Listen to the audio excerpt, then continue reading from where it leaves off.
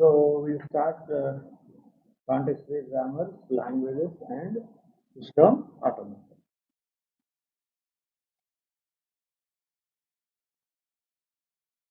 So we start with the definition of context-free grammars and then languages, followed by their recognizers and so on. On the screen, if you observe,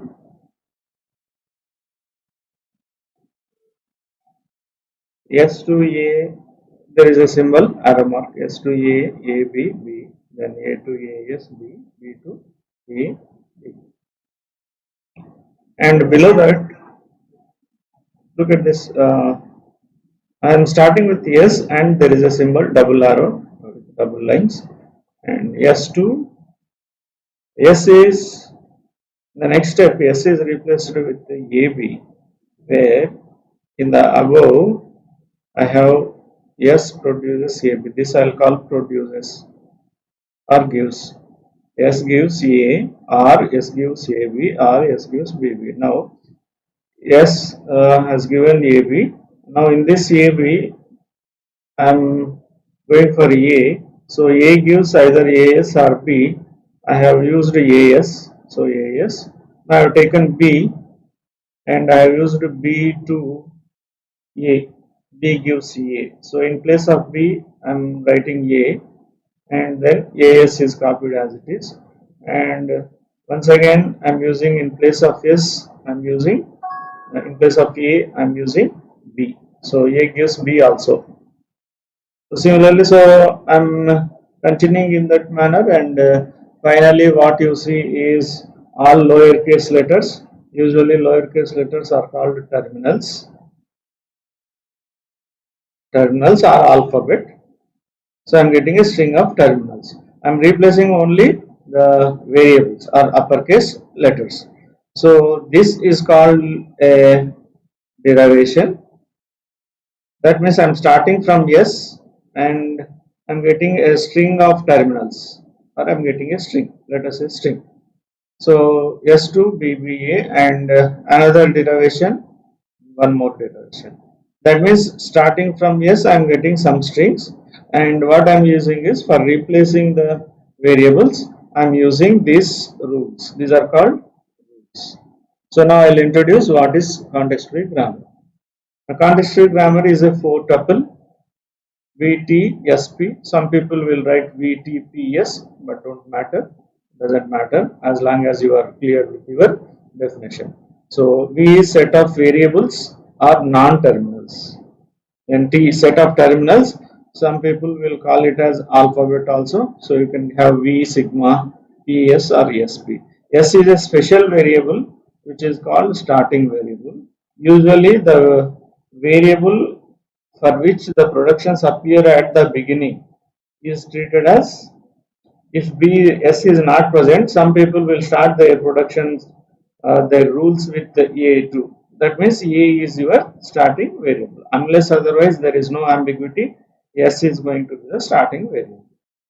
Now P is the set of rules, the rules which we have seen earlier.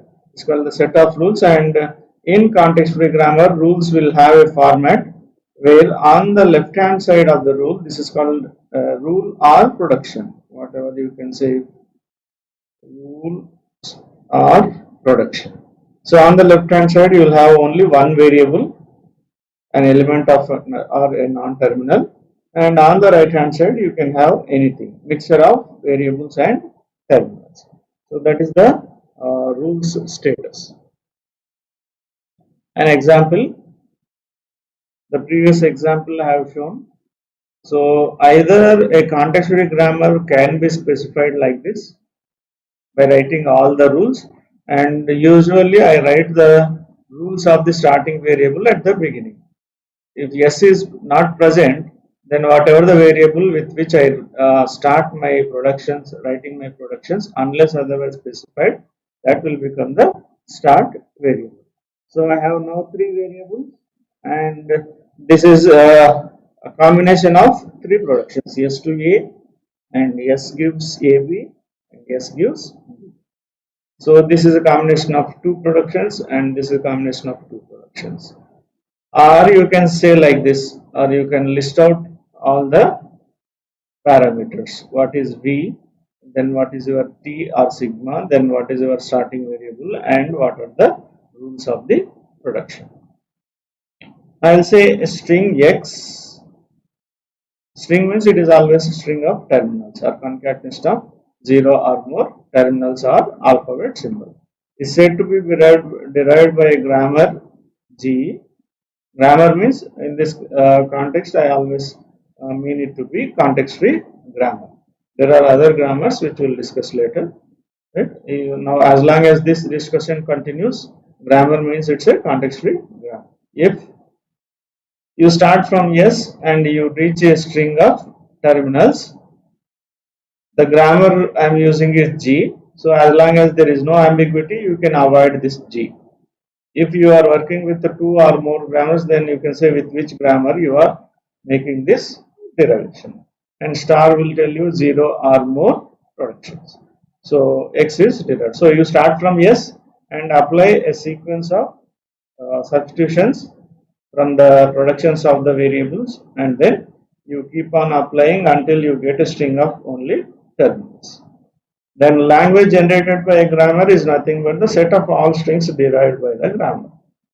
Your derivation should always start from S. So a language L is said to be context-free language if there exists a context-free grammar. That means if you find a grammar G such that that grammar is going to generate the strings which are in or which are members of your language L, then we say L equal to L of G, and this grammar is context free language. This grammar is context free grammar and the language is context free language. Now look at the example. The example I have shown is S to epsilon, then S to SA, S to SB. You can write it separately or you can write it combinedly. So you can write it like this: S to epsilon is one production, then S to AB is one production, S to SA is one production, S to SB is one production. This is 3. Instead of writing 3, I am writing in one line. Okay. So now this is how I can show the rules. So either you specify like this or you specify like this, and I am showing some derivations. See, S to epsilon, null string is derived. Then another derivation which is showing BA. So S to SA is used. There is no the order of derivations and order of substitutions doesn't matter. Always you have to start with S. That is the only condition. S to SA, then S to SB, then this S is replaced with epsilon. So you got BA. And this is the derivation for string ABB. This is the derivation for string BA. If you observe, this grammar will generate any string of A's and B's. If you want, you can see whether it derives any string containing A's and B's. You can always get a derivation. Then another one, G2. It's a grammar, and the productions are, I am giving you 4 productions: epsilon, A, B, R, S to SS. Now you see I am giving the derivation for null string. So null string is derived and BA is derived using a sequence. You can just swap these substitutions. It doesn't matter. You will get the same string. And another one is ABB. Then one more is BA. If you observe, whatever strings I have derived here, the same strings I have derived here. I just want to show that these 2 grammars will generate the same set of strings. Any string of A's and B's you can generate using G2 also. That means any string derived from G1 can also be derived from G2. So you can say that the grammar G1 is equal to grammar G2, or L of G1 is L of G2, which is nothing but string of A's and B's.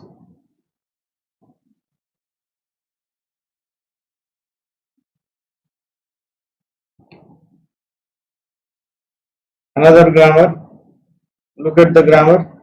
Only 2 productions. You can derive null string.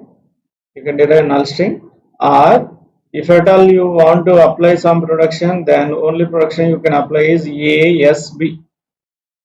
And if you replace this S with another ASB, then at each step of the derivation, if you don't use this, at each step of the derivation, one A and one B are added. A at the beginning or A and then B. Between there you have S.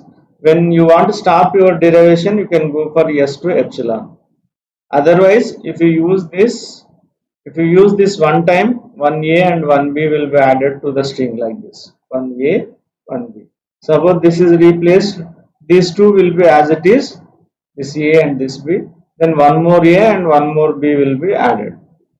Suppose you use once again, then one more A and one more B. If you use this 5 times, you will get 5 A's and 5 B's. N times you will get N A's and N B's. This is the notation I use for N A's and N B's, right? So yes, at last S to epsilon. So N times and N plus 1th step is S to epsilon. The derivation is S to epsilon I use. So what is the language? If you closely observe, the language generated by this grammar is A power N, B power N. N number of A's followed by N number of B's, where N is greater than or equal to 0. If N is 0, you will get null string S to epsilon, right? So this is the language. Now look at the grammar which I have specified here. In place of epsilon, I am giving AB, S to AB. So if at all in one step you want to derive, I will derive AB. I cannot get null string here because there is no S to epsilon. You cannot derive null string. If at all you start from S, the minimum string you get is AB. Suppose you use this, then what do you get is S to ASB, then another AB, S to AB. So I get AB and B, A square, B square. That means I am getting the difference between these two grammars is they are giving you the same strings, but only thing is this condition is different. Here it is greater than or equal to 0, here it is greater than or equal to 1. These two languages are not equal because null string is not present. Even though all other strings are there, null strings are not present. If you call this G1 and if you call this G2, L of G1 is not equal to L of G2 because there is one string in G2, L of G2, which is not present. There is one string in L of G1 which is not present. What is that string? That string is epsilon. Even one string is not matching, we say that the grammars are not equal. Then you have seen the CFGs, but now the point is how to design the context-free grammars. There is no method. And only the thing is you have to use your own intelligence and then you have to design the grammars. You have a PDA, you can get a grammar. You have a grammar, you can get a PDA. But anyway, one thing is necessary. Right? You have to design on your own. Now let us suppose that I am trying to design a grammar, context-free grammar for the string of palindromes. What is the language? Language is the string of palindromes over the input alphabet A comma B. You can take the alphabet 0 comma 1 or A, B, C, whatever it is, it doesn't matter. How we design? For example, if you look at the basic palindromes, that is the minimum length string, first palindrome I get for AB whole star is null string. So this is one palindrome. Then after this, I get A, then I get B. These are also palindromes. Then if you increase the length to 2, what you get is AA or B. These two are the palindromes for of length 2. If you increase the length to 3, then what happens is the middle symbol what you have will not have any matching. There will be no matching for this middle symbol. It could be A or it could be B, and A or B, A, B. Look at this. This A has no matching. How do you check palindromes? this end and this end should be same. Suppose you want of length 5, then this 1 and 5 position should be same. Then 2 and 4 position should be same, and 3 will not have any matching. The symbol 3. This is for odd palindromes. For even palindromes, suppose I take length of 4. 1 and 4 must be same. Then 2 and 3 must be same. There is no middle symbol. That means there are the basic things. Up to of 4, of 3, of 5 and so on. That means if at all it is a odd palindrome, in the middle you have either 1A or 1B. It could be A or B, then followed by the similar symbols. That means if X is a palindrome, then AXA is a palindrome, BXB is a palindrome. Earlier this was a palindrome. If I want to increase the length of this palindrome, then I have to attach the same symbol at both the ends. Look at this AXA and BXB. And what is this X? X is a basic palindrome. For example, I go for epsilon. I can go for epsilon. Or if I put A, I'll get AAA, BAB. If I put B, you get something, right? So with this, you can get any length palindrome with these two. So what I require is something like a basic palindrome and then same symbol attached at the both ends. Now look at this. S to epsilon A B. These are the basic palindromes. Then ASA BSB will be palindrome whenever S is a palindrome. So with this, I can generate any palindrome of any length. See, S to epsilon, null string. This is a palindrome. S to A is a palindrome. S to B is a palindrome. Suppose I want more length, then S to ASA. If your palindrome starts and ends with A, then I'll use ASA. Suppose your palindrome starts with B and B, then I'll start BSB. Right? ASA. Then this S can be replaced with any other thing. So BSB. So what I get is AB, AB. Sorry, AB, BA. It should be AB, BA. AB, BA. This S is replaced with epsilon. So I got AB, BA, AB, BA, which is a palindrome. Similarly, S to BSB, then S is replaced with A, you get BA. Right? So this is how you get palindrome. Any palindrome you can derive. For example, I want to derive BB, say A, BB. Then what do I get? I'll start with S, BSB. Then another B I require, so BB, yes. So in place of this S, I am writing BSB. Right? And this B is already available. And I want A. So I'll stop here. And this S will be replaced with A, BBA.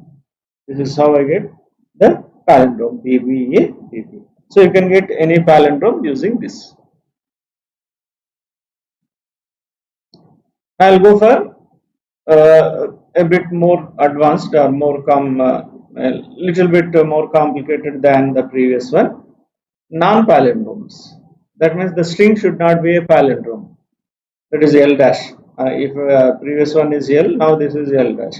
So I want non-palindromes. So when do you say a string is not a palindrome? Is not a palindrome. You keep on checking from the endings. You keep on checking from the endings. First symbol, last symbol. Second symbol, last but one. Third symbol from last, from the right end. Last but three, and so on. So if they are matching, you cannot call it as a non-palindrome. So at some point, it can be anywhere. Either it may be at last, or it may be somewhere else. Right? So at some point, there must be a non-matching symbol. Right? So in this string, what I am showing is I am showing you that this is the first symbol. This is the first symbol that made this string as a non-palindrome. This is the first matching. So these two are matching. These two are matching. These three, third one and third from the last are matching. So now I cannot call them. Now when I see this fourth symbol and fourth from the last, both are not matching. Now immediately I can declare that this is not a palindrome. That means you should be able to find something where the corresponding symbols are not matching from both the ends position, right? So there must be something like this. Otherwise, you cannot call it as a palindrome. That means uh, I should get a non-matching symbol at some point. At least one occurrence should be there, right? So the non-matching means, let us say that if I write a here, then I should write b.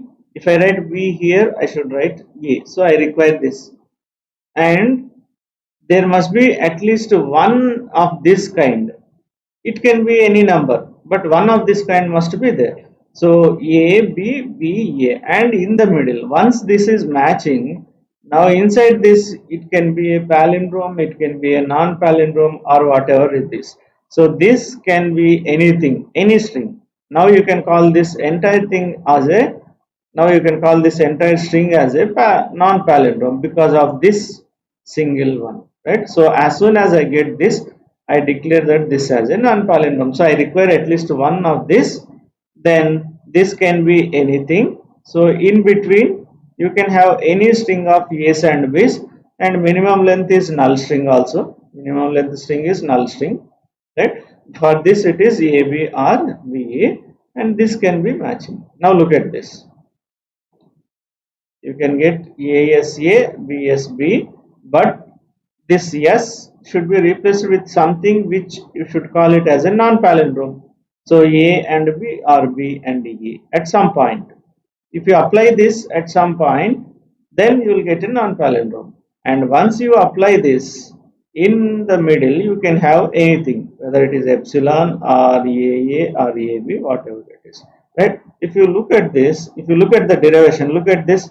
The first derivation I am showing you is AB. In the first itself, it is a non-palindrome. Now look at this. These two are matching, these two are matching, and these two are not matching. That means I am using S2 ASA, then S2 BSB. So as long as they are matching, it continues. Now once you apply either this or this, it becomes a non-palindrome, right? So I am applying BAA. Now it becomes a non-palindrome, and in the middle this can be anything, right? So these two things are not matching. B, A. These two things are not matching. Now this A can derive any string of A's and B's. This A can derive any string of A's and B's. A can be used to derive anything in between, right? This becomes a non-palindrome. Like this, you can derive anything. For example, you can go for more examples. You can work out on more examples. Then another one, n0 of x equal to n1 of x. Let me input alphabet is not AB, 0, 1. Right? Strings of zeros and ones, where number of zeros in x in the string is equal to number of ones in x. You count the total number. They can be anywhere, right? So how can you get the matching? Not matching, not exactly matching, but the total number should be equal. Means if you write a string, the basic string, say null string, so it has 0 zeros and 1 zeros, right? Now suppose there is a string. Now from this, the string of length 0. This is the next string, minimum string you get is string of length 2, because if 1 0 is available, there must be 1 1. Then only this string belongs to this language. String of length 1 you won't get, because 1 1 is there, you should have 1 0, right? Similarly 1 0 also. These are the two basic things I have. The next length would be 4, because you can't get 3. If the number of zeros is odd and number of ones is odd, total string will be even. Similarly, if the number of zeros is even and number of ones is even, the total string will have even length, right? So you get length of 4. So it could be like this. See, 0, 0. Both zeros can be present at the end. and ones in the middle, or like this 1 0 or 1 0 1 0 like this. See, if you observe here, these two basic strings are attached. These two basic strings are attached in any string. So that is why I got S2 S, and it could be 0 S1 or 1 S0. 0 added and 1 0 added, 1 1 should be there. If you add 1, then 0 should be there, and in the middle you get anything which is equal in number of zeros and number of ones, then it is going to have, or it will contain, the total thing will contain equal number of zeros and equal number of. Suppose your string starts with 0 and ends with 0, then these two will not give you such case. So that is why I have got to this case. Yes, comma, yes, yes. Now you can see it can derive any string of zeros and ones, but still having equal number of zeros and equal number of ones. Or look at this. This may not be the only grammar that generates this. You can have more than one grammar. This is another grammar. It generates the same strings containing equal number of zeros and equal number of ones. How it is generating? Look at this. Suppose 1 0 is generated, then I am putting a variable b, where b will give you 1 1. Look at this b, the productions of b. B will add a 1 to the available string. So 1 0 means I will come to B. If 0 is added, I will come to B and I will add 1. Suppose B adds one more 0, then what happens? 2 B's should be there, because 1 0 is already from S to 0 B, and if you replace this B with another 0, then there must be 2 ones. So I am going for B. Suppose you add one more 0, then 2 more B's will be added, and so on. Similarly for this, 1 is added, then A will add extra 0. 1 1, then 1 0 will be added by A. Suppose A adds one more 1, then you will have 2 A's, where A can give you 1 0 and 1 0, and then it will go back to S to give another 0 or another 1. Right? This is how it is generating. You see, S to 1A. So if 1 1 is added, I am showing this derivation. S to 1, 1 1 is added, then immediately A will add one more 0. A will add one more 0. Suppose A adds one more 1, then what happens? It will put 2 A's, so that 2 ones will be added. Because I want to derive some string. I want to derive some string like 1 0 0 1 0 0 1 1. So I have to start my derivation with S to 1, S to 1. So S to 1 E, right? And the next symbol I have to derive is 0. I am showing you the derivation for 1 0 0 1 1. Or suppose I want to say I'll show you the derivation for say 0 0 1 1 in this grammar G2. Then where do I start? I'll start with because the first symbol for me should be 0, so I have to start with S2 0 B, 0 B. Now I have to use the productions of B, but the second symbol I am getting is another 0. So now you see, if B adds one more 0, then what happens now? There are 2 B's, so it will tell you I require 2 ones. So BB, right? Now one more. Now the next symbol I require is 1. So what I will use is I will use B2. I will use B2 1 S. B2 1 S 0 0 1 S. Now this S can give you equal number of zeros and ones. B will add 1, right? Now this S I will use S to epsilon. If you use other one, you will get other symbol. So 0 0 S to epsilon means null string. Then B, and this B Once again I will use it b to 1 yes, because I want one more 1. This is 1. So 1 and yes. Now this yes I will use epsilon. So what do you get? 0 0. This is the string.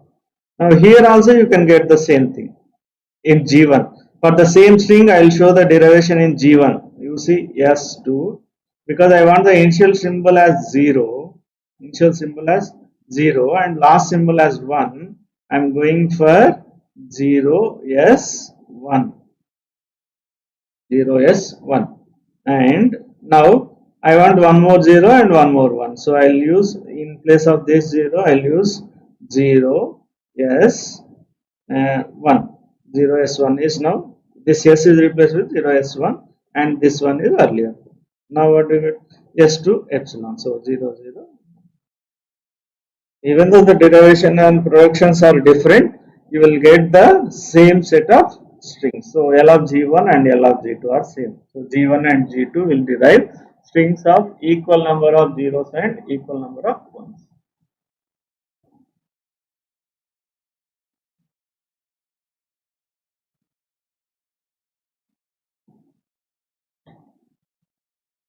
So that is how you can generate context-free grammars. Now, every regular language is a context-free language. Every regular language is a context-free language. How or why?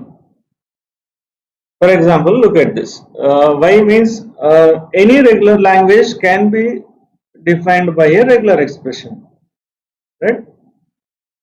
So what I'm doing now is, for the definition of, for all the cases of defining a regular expression or constructing a regular expression, I'm showing you a context-free grammar. Now look at this. Phi is a regular expression.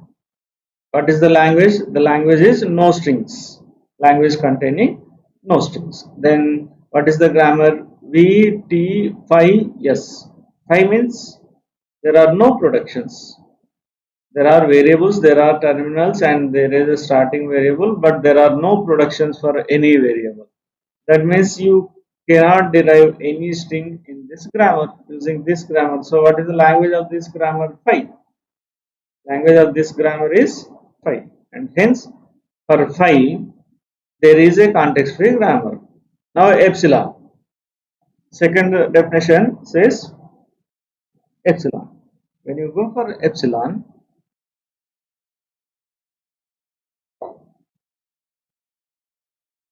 I am showing you the grammar. In the grammar, there is only one variable, that is s. S itself is the starting variable, and that is only the variable. Now, what are the productions? Only one production, and that is s to epsilon. So if you derive any string in this grammar, what do you get? You will start with s, and only one production is available, and that is also s to epsilon. So what string you get in this grammar? You get only null string, s to epsilon.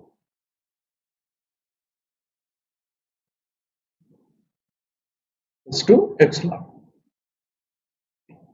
Similarly,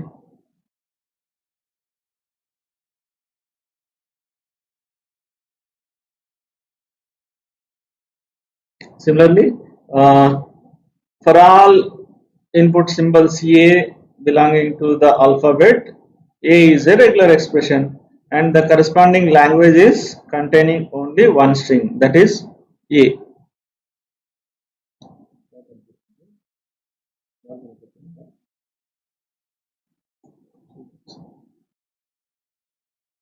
A. So now what is the grammar? The grammar is containing only one production, that is S to A. So if you use this,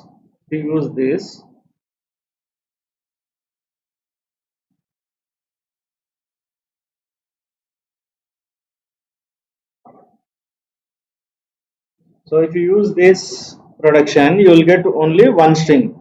And what is that string? That string is A, S to A, right? So this is the context free grammar, which will define this regular expression, and the language is this, only one string. Now, if R1 and R2 are any two regular expressions, then R1 plus R2 is a regular expression for L of R1 union L of R2. Then this is concatenation, L of R1 concatenated with L of R2. Then R1 star, 0 or more strings of L of R1 are concatenated. Now the context-free grammar is, suppose there are two context-free grammars G1 and G2. G1 and G2, where the production starting variable of G1 is S1, starting variable of G2 is S2. G is S2. Then assume that L of G1 is L of R1. L of G1 is L of R1 and L of G2 is L of R2. Now what I have to do is I have to get the, now R1 plus 2 R2 is a regular expression for L of R1 union L of R2. Now I have to show that there is a grammar which can be constructed from G1 and G2 and whose language will be L of G1 union L of G2, right? So what I am doing is, you see, I am just constructing a new grammar from G1 and G2, where that new grammar will have starting variable S and all the remaining variables in G1 and G2 are added into this. That means the new grammar contains all productions of G1 and all productions of G2. I am assuming that there is no common variable between G1 and G2. That means, suppose you say A is in G1 and A is in G2. You just rename this A with A1 or A2. It doesn't matter. By just renaming the variables, grammar will never change. So you can rename, assuming that there is no common variable. If it is there, you can rename, right? And S is not available in either G1 or G2. So this is the new grammar, S2, S1 or S2, two productions. And all the remaining productions are nothing but the productions of G1 and the productions of G2 are included. Then what happens? You see, suppose you start any derivation in this grammar, what you have to do is you have to start with S2, S1. S2, S1. Once you go for S2, S1, because all variables in G1 are included into your grammar, from S1 you can have the derivation and there is no common variable. So whatever you derive here can be derived from S1 also. So you can get a string from G1. So using this grammar you can derive a string in G1. Similarly, if you use S2 derivation, then you can get a derivation in the second grammar, and hence this will give you strings either from G1 or from G2. Similarly, suppose I want to construct a grammar for R1, R2, then I will just say S2, S1, S2. That means first part is from G1, second part is from G2. Right? Whatever you derive from this S will have two parts. One part is derived from S1. S1 means from G1. Another part is derived from S2, that is from G2. So what you get is, now is, suppose S derives something S1, S2, at last you get X1, X2. This is from S1 and this is from S2. Right? And similarly, you can go for this S2. This is for R star. For this grammar, you can derive 0 or more occurrences of the strings from R1. Suppose you want 0 times, you can get null string. You want 1 time, you can use S2, S, S1, and this S2 epsilon. So you get S1, and S1 will derive X, where this X can be derived from S1, or X belongs to G1. In other words, S belongs to R1. If you want 2 times, you can use this 2 times, S2, S, S1. You will get 2 S1s. You see this S2, S, S1. Then once again, this S is S2, S, S1, S1. So you get 2 occurrences. You want 3, you can go for 3 times. You want any number of times, you can go for it. So this is L of G1 star. Then that is how you can do that. I'll take up an example. I'm taking a regular expression. This is the regular expression I have. So the grammar is concatenation of this and this. There are two regular expressions concatenated. So S2, I'm assuming that A will give the first part and B will give the second part. That is, A has to give me 0, 1, 1 or 1 whole star, and B should give me 0, 0 or 1. And my context-free grammar should give string from this concatenated with string from this. Now look at this, S2 A B. So a string from A concatenated with a string from B. Now what is A? A should give you this 0, 1, 1 or 1 any number of times. So what do I get? 0 or more times. If it is 0, I should get epsilon. So epsilon. Otherwise, I should repeat this any number of times. 1A or 0, 1, 1A. Now you can repeat this any number of times. Whether 1 or 0, 1, 1, you can add 1 or 0, 1, 1 to any string, either to this or to this, any number of times. And finally, you go for epsilon. So this will now give you 0, 1, 1 or 1 whole star. And this is 0, 0 or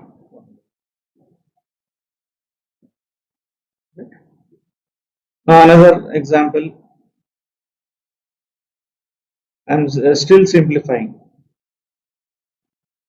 Some string concatenated with 1, 1. Something concatenated with 1, 1. So S to A 1, 1. Now A should give you, or A must be 1, 0 or 0 star 1 whole star. Right? So 1, 1. So this is 1, 1 A. So A should be this. I am using for this as B. So A should be B star. What is B? B should be 1, 0 or 0 star 1. Right? So A to AB or epsilon. A can give you null string or AB and so on. So any number of times. So B has to give this any number of times. So look at this. Now B has to now give me either 1, 0 or 0 star 1.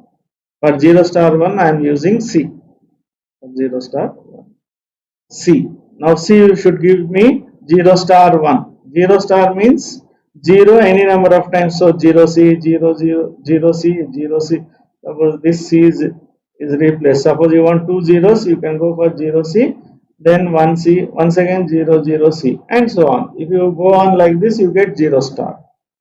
Finally, 1 should be there. So this should be changed to 1. Now look at this. You can get 0, 0, 1 or 3 zeros 1 or single 0, 1 and so on. So this will give you 0 star 1. 0 star 1. 1 is compulsory. Either a single one or any number of zeros. So you can use this 0C to give you any number of zeros, but finally there must be 1. So this is this. B to 1, 0 or 0 star 1. C will be 0 star 1. This is how I can get the context-free grammar for a given regular expression. Next.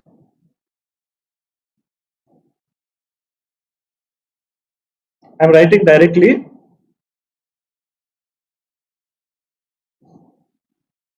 This is 0 or 1 whole star A. Then 1. Instead of using a variable and variable to 1, I am directly using 1. Then 0 or 1. 0 or 1. These two are same. So I am using B, where B will give you 1, 0 or 1, 1. Right? Now look at this. B should give you 1, 0 or 1. 0 or 1, 0 or 1. So 2 B's, 2 zeros. Two symbols, 0 or 1. B will give you 0 or 1. Now A should give you 0 or 1 whole star. 0A or 1A or star. Or if you want it in roundabout manner, you have to say like this: 0 R1 R epsilon, and then 0A R 1A, like this. Or you can go like this: A to BC, BC and epsilon, and so on, right? So where B should give you A to BA, where B will give you this 0 R1 any number of times, like this. But instead of that, I am writing it directly: 0A 1A. So if you want 0 1 1, then you can use this 0A, then 1A, then 1A and epsilon, so on, right? You should see what should happen indirectly, right? So this will give you 0 or 1 whole star. So this is 1, and then 0 or, this is the context grammar for this. I hope you can recognize this language. This language is for the language of zeros and ones, where third symbol from the right hand is 1. Right? This is a regular grammar, and I am also getting a context free grammar. Suppose I want to derive, say, 0 0 1 0 1. Then how do I start? I will just go for this S2 A1 B B. Then A should give me 2 zeros. A should give me 2 zeros. Right?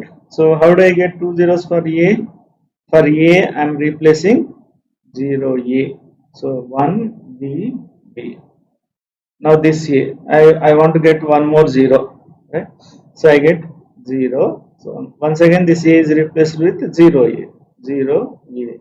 1 B B. This B should give 1, and this B should give 0, and this B should give 1. That is okay. And this one is already available.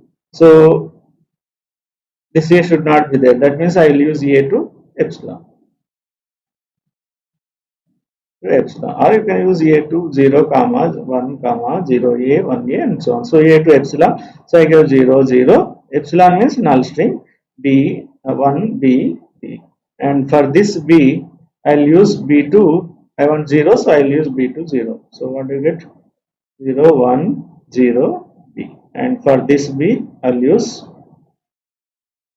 1 because I want 1. So what I get now is 0 0 1. Like this, you can get any string in which the third symbol from right hand will be 1.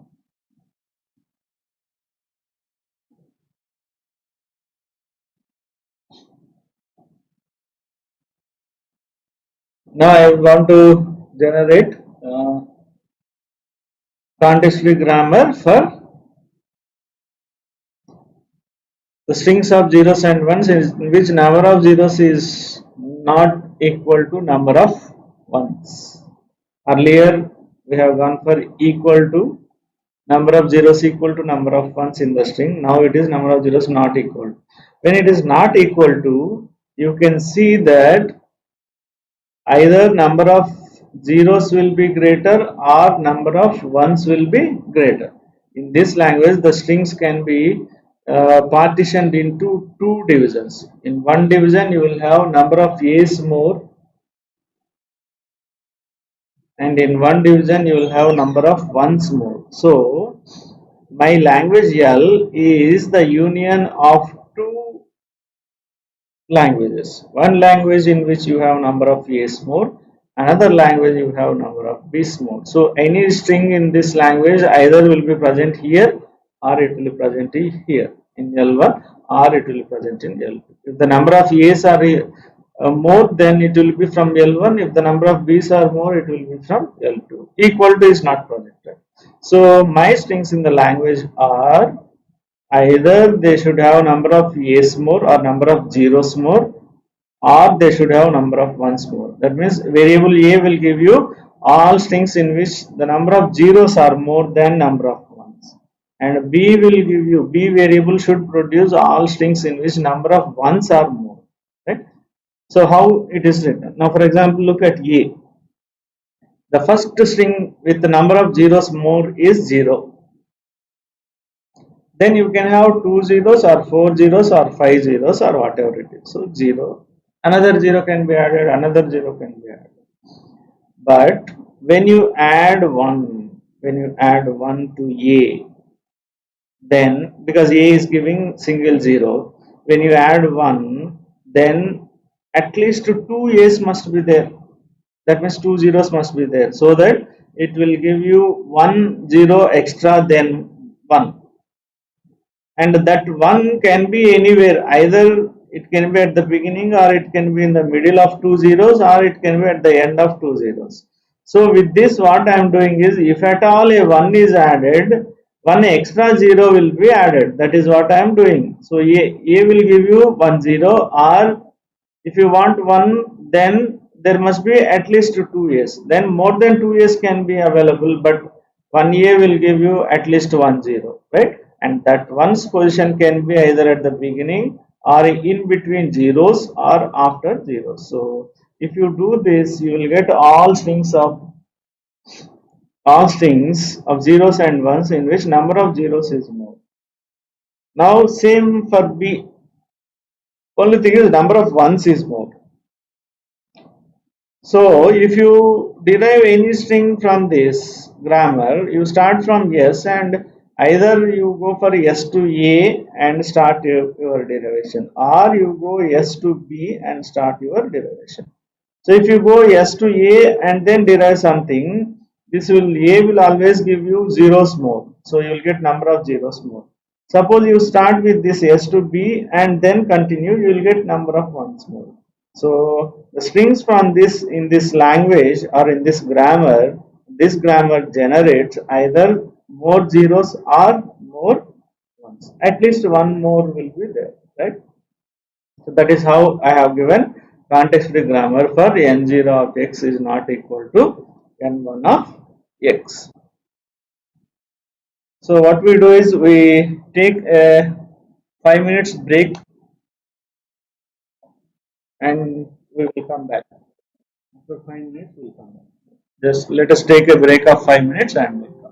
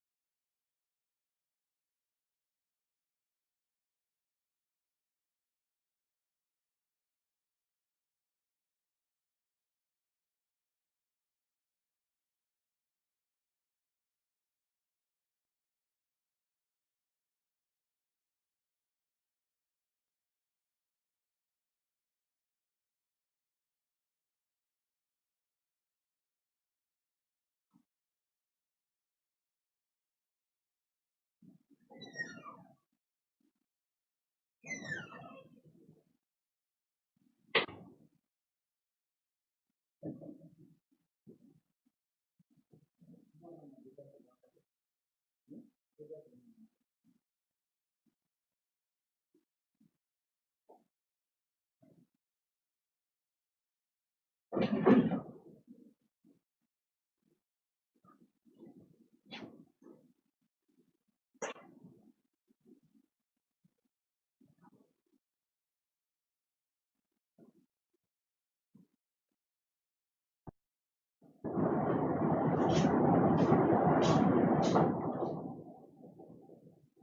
back.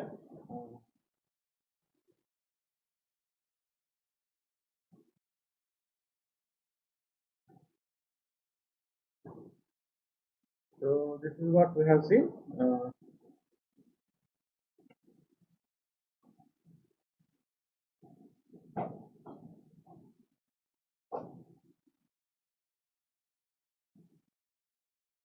Another example, L equal to number of A followed by A's followed by B's followed by C's, and J is greater than I plus K. The number of B's should be greater than the total number of A's and C's. If you look at this strings in this language,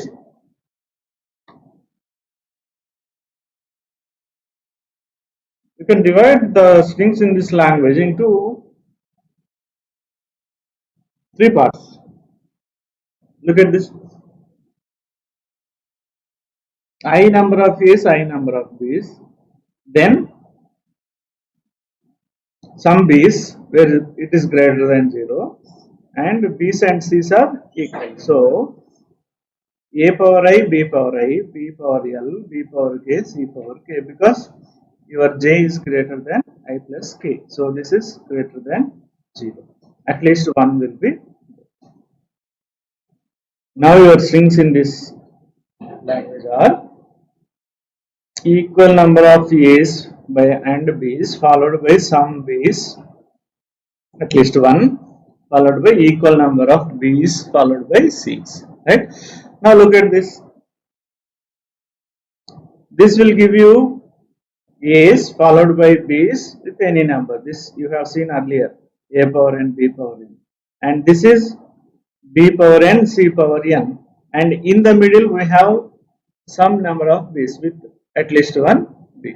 So now my strings in the language L are, you see this strings of this concatenated with the strings of B's and concatenated with strings of B power n, B, C power n, right? So A, B, C. Now A is this, B is this, C is this. This is how you can get the context-free grammar for this language. So in other words, I write like this: A power I, B power I. This is the grammar for which I have written for A power n, B power n, then B power J, some number, or B power K, then B power J, C power J. So this is equal, and this. This is B power n, C power n, A power n, B power n, and B. That is how I got grammar for this.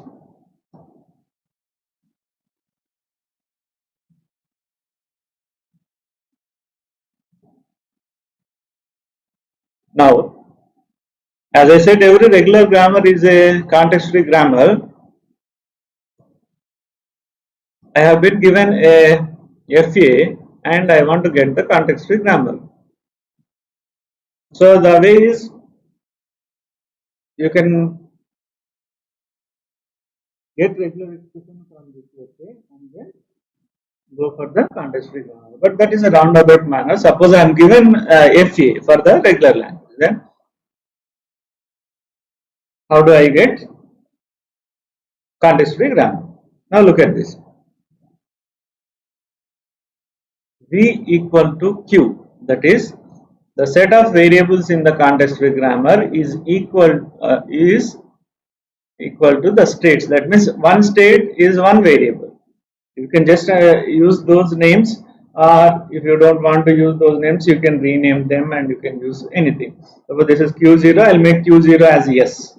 If this is Q1, I'll make this Q1 as yes, A or B, whatever it is. But just to use the state names as variables, I have just renamed the variables with A, B, C. Suppose it was Q0, you make Q0 equal to yes. This is Q1, you make Q1 equal to some name. and so on. It doesn't matter, right? Now the rule is starting variable is the variable that corresponds to the initial state of your FA.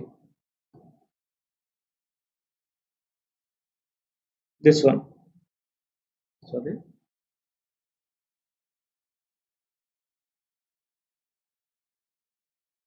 Terminals are the alphabet symbols. Now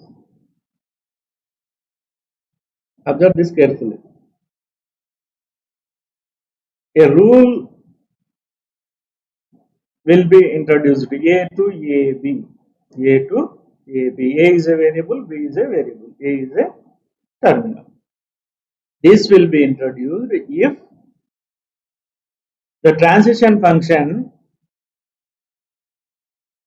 in the FA there is a transition from A on A, because variable is state, one variable. So if state A to on capital state A to on A, if it goes to B, then in the grammar you have to write this rule A to A. And in addition to this, suppose B is a final state, this you have to write for all states, whether it is a final state or non-final state, you have to write.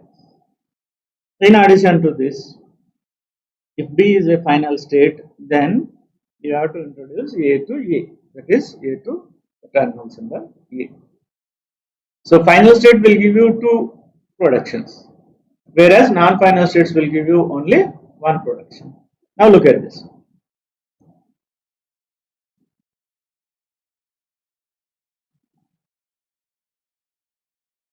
What are my variables? A, B, C. A, B, C. Starting variable is A, because starting state. You can write other things in any order.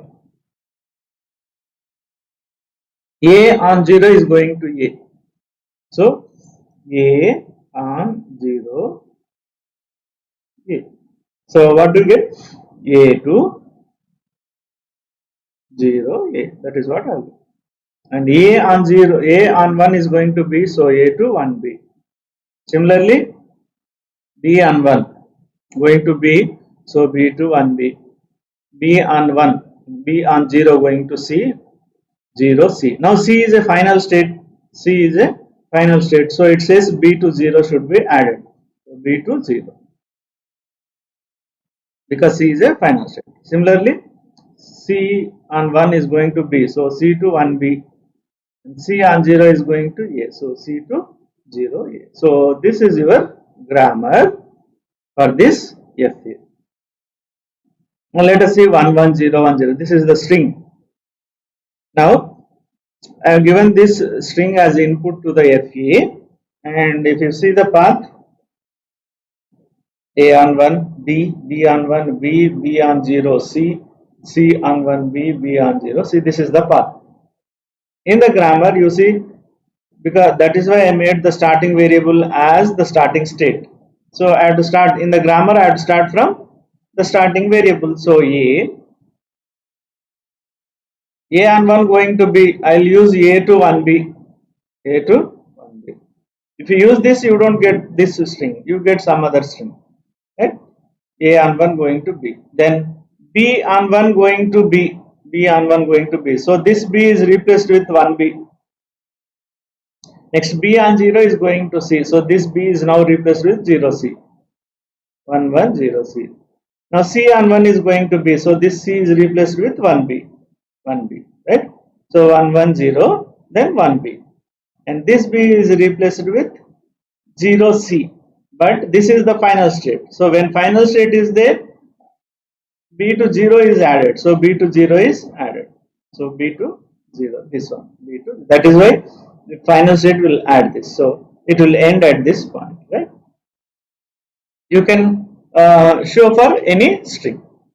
Whatever the path followed here, the same derivation you get here. Now there is a definition. Right linear grammar.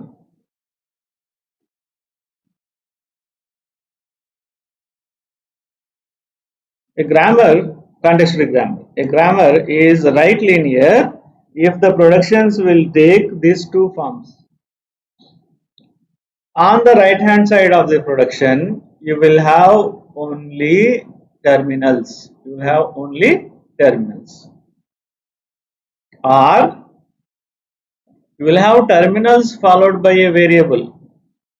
Only one variable. Look at this. Only one variable, not more than one variable. In that case, this is called as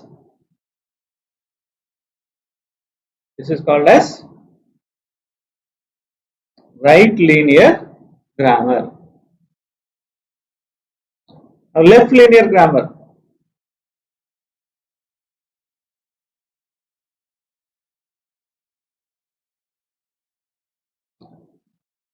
Now the format is same, string of terminals a to x, only change is here.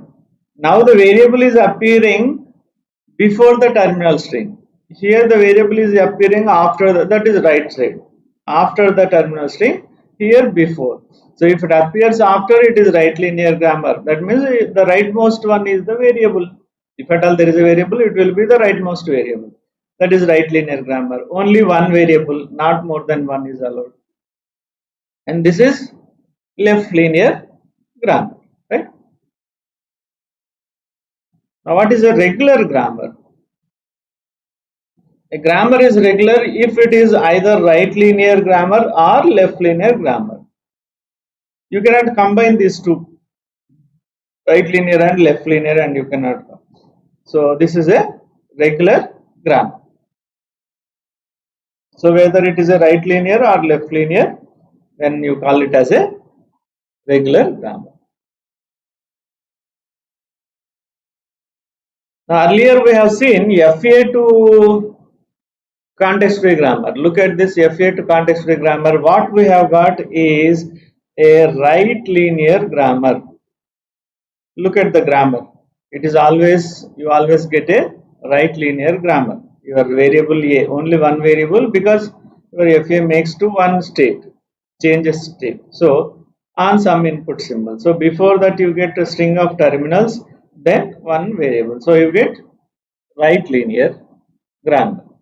Right linear grammar. FA to CFG, you get a right linear grammar. If right linear grammar is given, you can get the FA. How? The reverse of it. Earlier there was only one symbol. Now in the definition it said you can have more than one terminal. If that is the case, how we do? Say A to X. If this is the case, X must be some symbol A1, A2, A3 up to AN. Epsilon also, later I'll show you what to do with epsilon. If epsilon is there, you have to make A as final state, but don't, you can make A as, if A to epsilon is there, make A as final state. Otherwise, if A to X, then you start from the state A, one variable, one state. Now first I'll show you A to X and then B. So you have to go from A to B. In the FA, you have to go from A state to B state, A state to B state. But by using this transition. How many symbols? A1 to AN. Then in between, because your FA cannot make on string, it will make on individual symbols. So how many symbols are there? N symbols. A1, A2, A3 dash dash AN. Finally, you are going to B. These are intermediate states. You can introduce intermediate states. T1, T2, T3 are Q, P1, Q, T2 and so on. Now look at this. There is no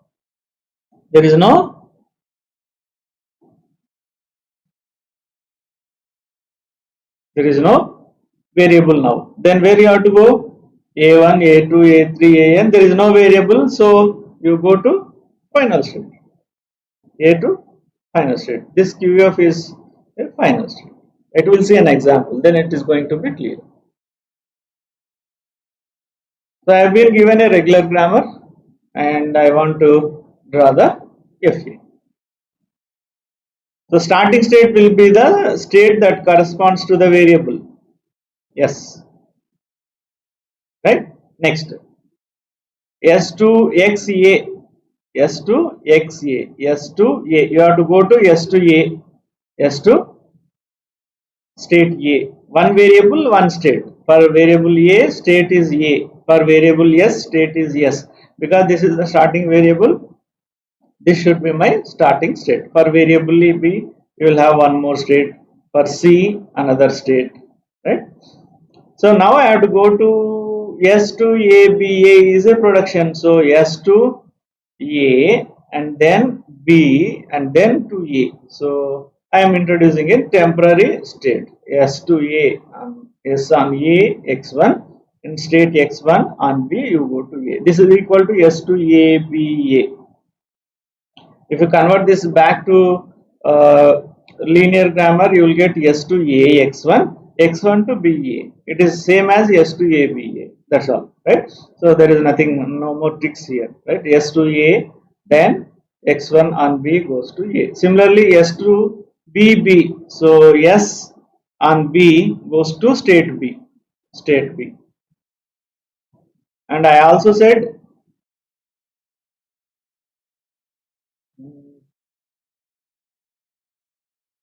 S to B, S to B.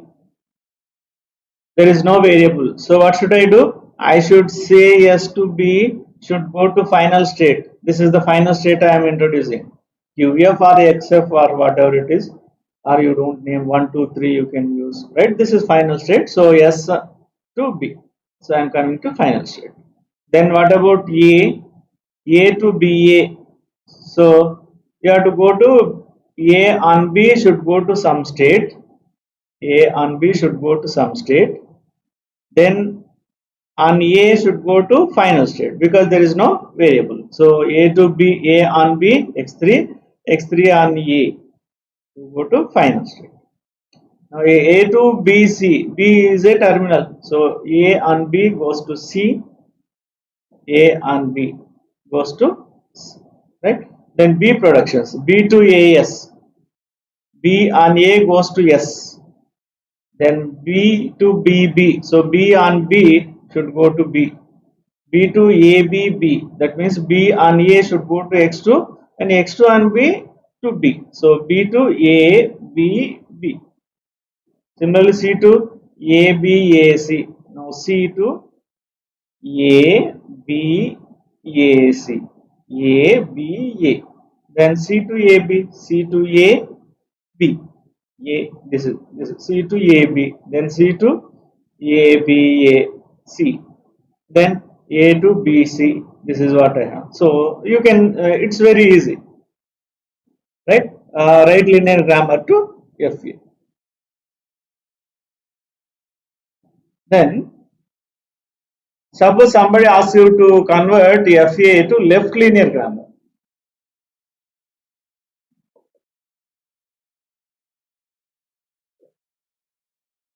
Then how do you get FA to left linear grammar? So if A on A to B is in your FA, earlier we have seen FA to context free grammar, but there what you have got is a right linear grammar. Suppose I want left linear grammar for the given FA or for a given regular language. How do I get? I have an FA, so A on A goes to B. So what should I do is I am introducing B to AA. Earlier it was A to AB, now it is B to AA. This you have to remember. Final state. The state which you are going is now the beginning variable. And then A on A you are going to be. First you have A followed by A will give you B state. And similarly S to X if X is a final state. X is a final state and S is not the some state in Q. S does not belong to Q. That means S is not used in the names of Q, for the names of Q. So this you have to be very careful, otherwise you don't get the correct result, right? If S is used, you just rename it with some other thing and make S as your starting variable. In the set of states of your FA, if S was there, you just rename it with some other thing. Then S to X for all final states in FA. X is a final state in FA. And Q0 to epsilon, that is the initial state to epsilon. This is how you have to get the left linear grammar. Now we will see an example. Look at this. S is my starting variable, so I am writing the productions of S first. Now what are the productions of S for our definition? S to X, where X is a final state. See, X is a final state. I am not using, S is not used in the states of your FA. If it is used, you have to rename, right? So S to C. What is C? Final state. So S to C is what I have used because of this. Next, I am writing the productions of C. Productions of C. Now look at this. If anything is coming into B, any transition coming into B will give a production of B, right? Now look at this. Any transition coming into C, there is one transition coming into C, will give you C production. C to B0.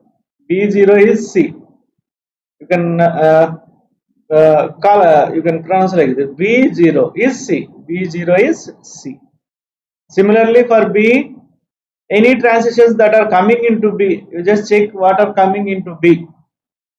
1, 2, 3. There are 3. So B1 is B. B1 is B. And similarly A1 is B. So A1 is B. And similarly C1 is B. C1 is B. So these are your B products.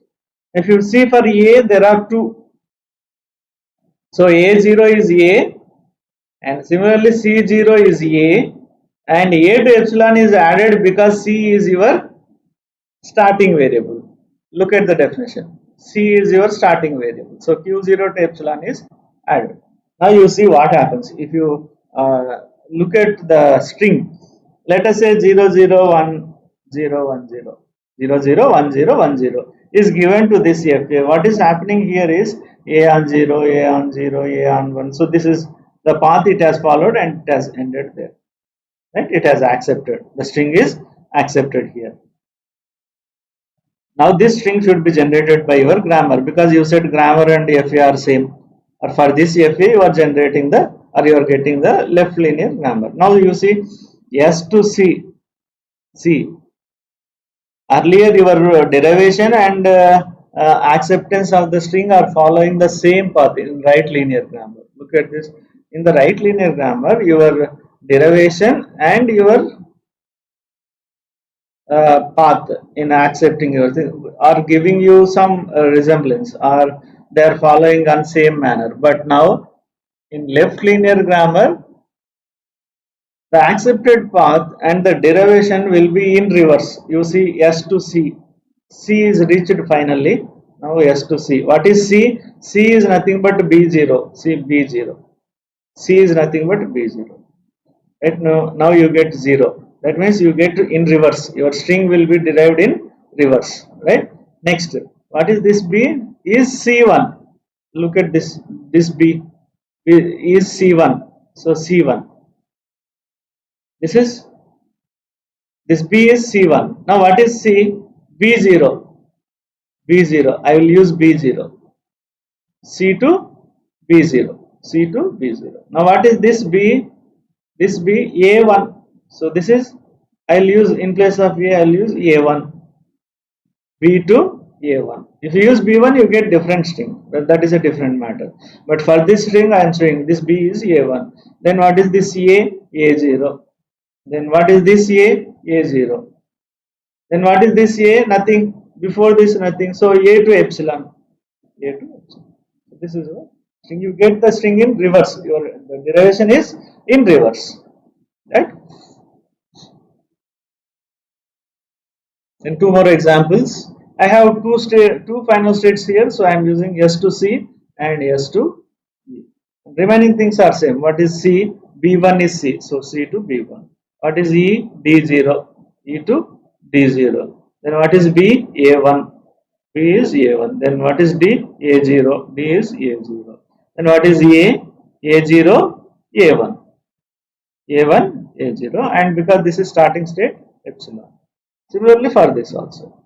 This is for 0 or 1 whole star 1 0. This is for what is the language here? 0 or 1 whole star 1 0 or 1 0 or 1. This is your and this is the grammar. And for this is 0 or 1 whole star followed by 1 1 or 0 0. For this is this.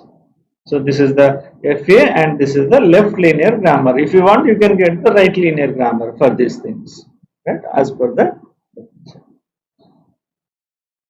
So you will get a left linear grammar, you will get a right linear grammar. It is called a regular grammar. So for every left linear grammar, you will get a right linear grammar also. Right?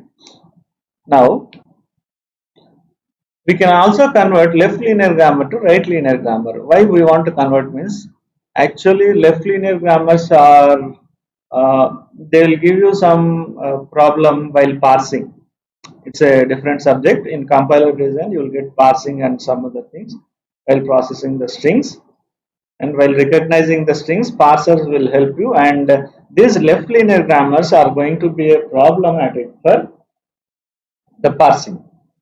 So what I should now have is there should be a mechanism for me for converting left linear grammar into equivalent right linear grammar.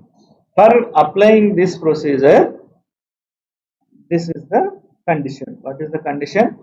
S should not appear on the right hand side of any production in the left linear grammar.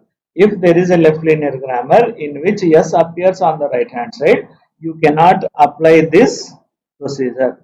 If it appears, then you do these two steps. Rename S with S1, rename S with S1, add S to S1 to the grammar. Where so once S is changed to S1, then your S1 will be there, and now S to S1 will be added, so that now S will become the starting state. This is new S. Earlier S was changed with S1, and now this becomes your new starting state. Right? Now these are the rules, 4 rules. In the left linear grammar, you have S to X. In the right linear grammar, it is directly added. It is directly added. In the left linear grammar, if you have A to X, assuming that S is starting with A to X, then S to X is added. S to X, this A is sent to right side. You see A is sent to right side. And B to AX is in your left linear grammar, then A to XB. That means this B is sent to right side and A is from left. So just A to X and B. So A to XB. Then S to AX is in your left linear grammar. S to AX. Then A to X. A to X. Right? This is starting variable. So these 4 you have to remember. Now I am giving you a very small example. The left linear grammar I have is S to AA, A to AB. This is the left linear grammar. I want to convert it to right linear. So what happens? You just look at this A to AB, A to X. This is A to X. Then what I have to do? S to XA. So S to X is AB, A. So this A is sent to AB, A. Right? Now this here you will have yes. Right? Next. S to AA. S to AA. I have to apply rule 4. S to AA will become A to X. When it is S, I am not sending. So A to X. So what do we have? A to A. This is right linear grammar. You can say both will give you the same strings. So S to AA, A to AB, S to AA, A to ABA, and for this S to ABA and A to, right? I'll take up a little bit bigger left linear grammar. Now let us take this left linear grammar. Now what is that I have got? S is now appearing. Starting variable in the left linear grammar is appearing on the right hand side of the production. Right hand side of the production. Then what should I do? So my procedure says that it should not appear on the right hand side. If it appears, you have to do something. What is that thing? You have to rename S with S1. So now in place of S to AB, S is now renamed with S1. So S1 to AB. Next S1 to S1B, S1 to S1B, A to AA, A to A, and S to S1 is added. S to S1 is added. Right?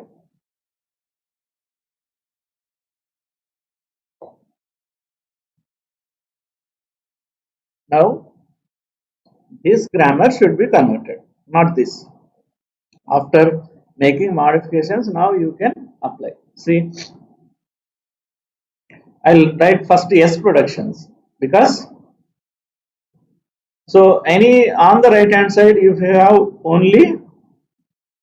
have only terminal string, then you will get S productions. Look at this, A to AA or A to X will give you S to XA, A to X R4. This is R2. Look at R2. R2 says A to X will give you S to XA. So what I got? A to X is giving S to XA. Next, let me write A productions. Now S1 to AB or what is the production I have to use? R3. B to AX will give you A to XB. So S1 to AB will give me A to B S1, and this one S1 to S1B will give me S1 to B S1, right? And what about this S to S1? S to S1 will give me S1 to epsilon. This is epsilon, right? So what is this? R4. R4 says S to AX. S to AX. X is now epsilon. S to AX will give me A to X. A is S1. X is epsilon. Right? The remaining things are R3s. Right? Then you can see what happens in the left linear grammar and what happens in the right linear grammar. In the left linear grammar, you get this, and in the right linear grammar, you get this. Right? So the string is derived from left to right, and here right to left. Right? The derivation will be reverse, but you get the same string. So this is your right linear grammar, which is equivalent to the given left linear grammar. So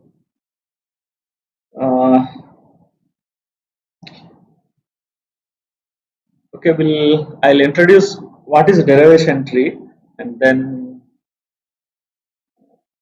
I'll go for one more topic. So derivation trees. Derivation trees, it's a natural way of representing a derivation. Earlier you are showing the derivations. There is another way of representing the derivation, that is what a derivation tree. But if you want to call one a tree as a derivation tree, there must be some conditions that has to be satisfied. Root is S, so the tree must have a root, and that root must be S. And all internal nodes of the tree must be variables. All internal nodes must be variables. And if there is a production A to x1, x2, dash dash xk, where these x's are grammar symbols, they can be terminals or they can be variables. If this is the case, then in the tree A will have its children as x1, x2, x3 up to xk. That is A to alpha. Then alpha should be the children. The members in alpha should be the children of A, or x1 to xk must be siblings of this A, right? Or all this should have its parent as A. Then all leaf nodes labeled with this. That means a leaf node should always be a terminal, or epsilon, null also, null string. Only leaf nodes. Internal nodes are variables. Leaf nodes are terminals or a null string. If at all there is a null string, then it is the only child of its parent. That means we'll make this only when it is only child of its parent. That means this is the case. Then only we use epsilon to name the leaf nodes. To name the leaf nodes. Whenever a leaf node is having a label with epsilon, then that should be the only children. Epsilon will not have any siblings, right? A node having epsilon, there should not be any siblings for epsilon. Right? So if these are satisfied, then we call it as a derivation tree. Look at this. Root is yes. All internal nodes are variables. All internal nodes are variables. All leaf nodes are all leaf nodes are all leaf nodes are labeled with terminals A or B or epsilon. Epsilon is not there now. Then if A to x1, x2, xk is this, then A to SBA, A to SBA must be a production, right? So if you look at this, this satisfies all the properties, and this is going to be a derivation tree. So if you show the derivation tree, there will be a corresponding derivation. For example, look at this. When I say S to AAS, there must be a production S to AAS, right? So that is what I have. And if I say A is having children SBA, then according to derivation tree, it says there must be a production A2, X1, X2, X3. So this, now this S2, SS. So this S is having SS. Suppose you replace this A, I replace this A with AAS. So there must be a production SBS, right? SB, SBA, SBA. And this S is replaced with A, so this S is replaced with A, so there must be a production S to A, then S to AAS. So wherever you see the last S, that will be replaced with AAS, and so on, right? This S is also replaced with A, right? So if you look at this, this is one derivation, and this is yield of the tree, yield of the derivation tree. What I'm saying,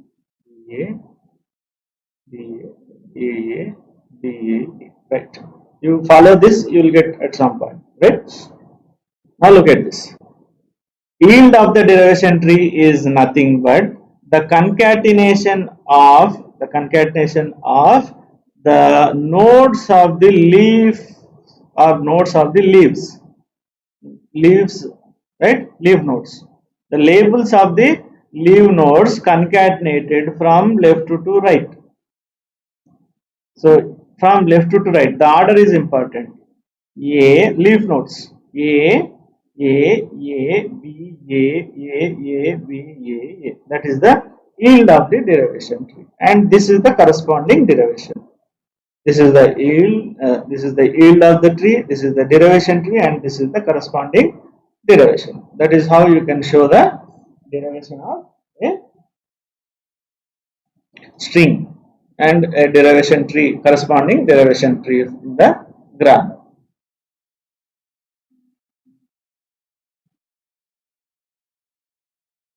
I'll stop at this point, and we will